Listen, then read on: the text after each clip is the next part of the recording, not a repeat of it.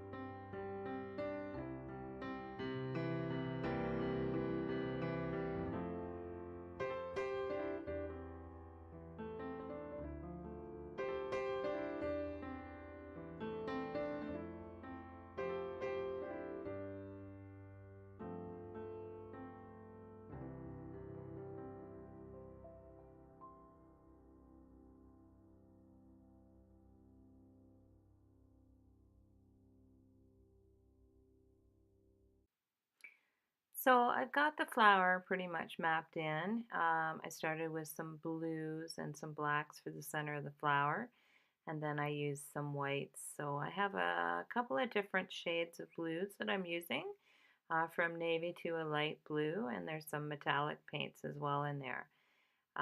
So I'm working my way out with some greens and some whites and just kind of blending it with my brush. And you'll start to see me start blending with my finger as well. I find that when I'm working on a surface like this, because it's non-porous, it actually smudges really nicely and smooths out, and blends really nicely, kind of giving you that foggy look. Um, and then you can go back in and detail it.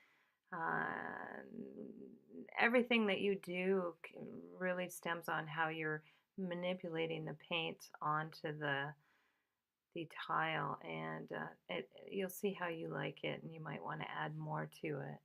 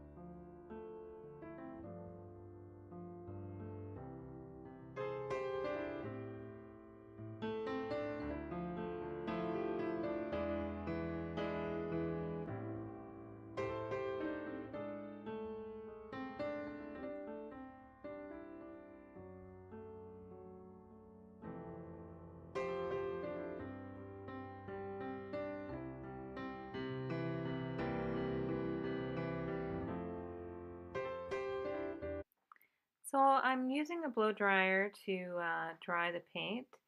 I need it doesn't dry as quickly as possible on the tiles.